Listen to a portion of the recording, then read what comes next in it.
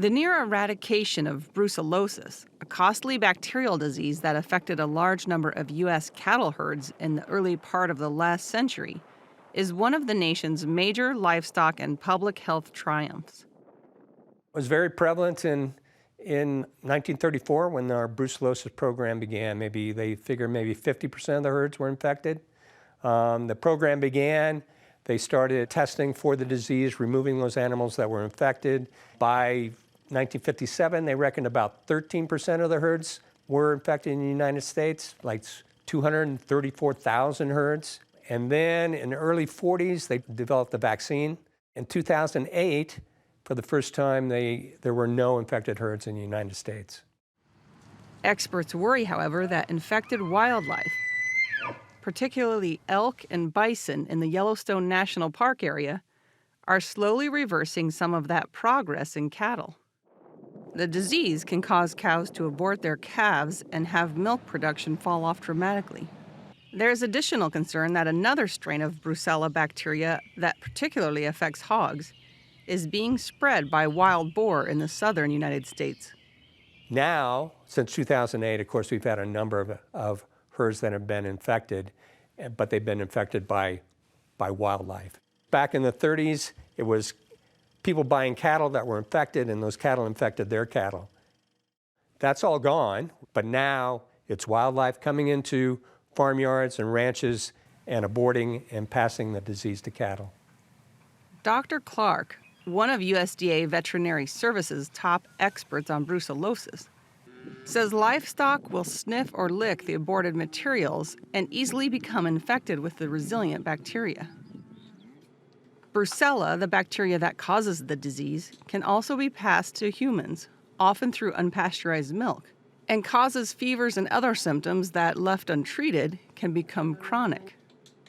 With Brucella, which cost the livestock industry about $400 million annually in the mid-1900s, now nearly eliminated from U.S. pastures and feedlots, human infections have also fallen. They've proven in a number of countries that if you can control it in animals, it's controlled in humans also. Because the vaccine currently used on cattle and bison isn't as effective on wildlife like elk, scientists are working on a new version. There's one problem. Several types of Brucella bacteria are included on the federal government's list of possible biological terrorism agents. As a result, the bacteria falls under strict regulatory controls, limiting study to the nation's most secure scientific laboratories, like the National Animal Disease Center in Ames, Iowa. That meant bio-level 3 containment for both laboratory and animal work, and that's expensive, and most places do not have that capability. And so for that reason, then you saw the number of laboratories and scientists actually working in the large animal hosts go down. Recently, some USDA officials have agreed with animal scientists that it may be time to consider removing the disease from that list so researchers can work outside the lab. At a minimum, they hope research will be allowed near Yellowstone. It's still kind of a work in progress, as I understand it. The agent is already running loose in those wild populations out there, so you're not introducing anything into that environment that's not already there. Dr. Olson points out that even with an effective vaccine for wildlife, finding a way to administer it to free-ranging animals such as elk would be problematic. In Montana, state veterinarian Dr. Marty Zalewski, who has seen area cattle producers have to deal with the return of the disease, has been encouraging federal officials to move ahead with a policy change. If approved, 2 types of Brucella bacteria could be removed from the select agents list.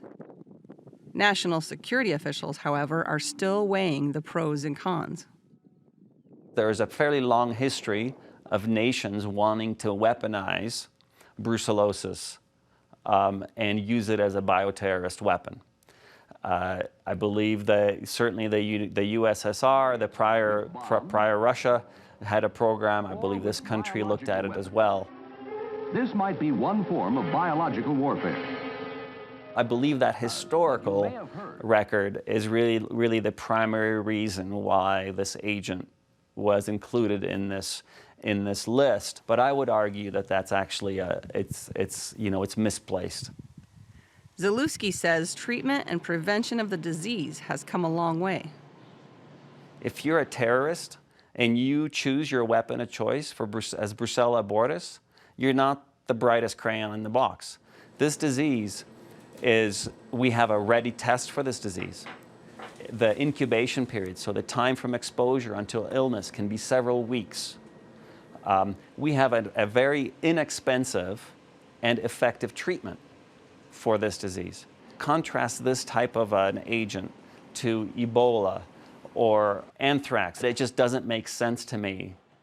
Zalewski worries that federal officials could, in trying to protect human health by keeping Brucella on the list, inadvertently increase human cases by not allowing the scientific community a simpler way to study brucellosis in wildlife. My concern is that without interventions that are effective, brucellosis is going to spread throughout the entire contiguous range of elk in the Rockies and the Northwest. You know, based on a map that I saw from the Rocky Mountain Elk Foundation, that includes anywhere between 10 to 12 states. And so I don't know whether that's going to happen in 20 years, 30 or 40 years, but I think the outcome, if we don't develop better tools, is somewhat bleak. For Market to Market, I'm Colleen Bradford Kranz.